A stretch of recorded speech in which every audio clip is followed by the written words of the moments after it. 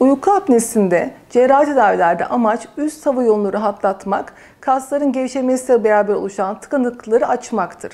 Horlama cerrahisinde de damakta gevşeyen dokuları toparlamak ve titreşimi azaltmak planlandığından uyku apnesi cerrahileriyle beraber horlama şikayetlerinde azalması mümkündür. Bu iki cerrahinin beraber yapılması herhangi bir sağlık için risk teşkil etmez. Beraber yapılabilen yüz göre sonuçları olan cerrahilerdir. Hasta ameliyat sonrası bir gün kadar hastanede gözlenir ve daha sonrasında takip süreleri belirlenerek taburcu edilir.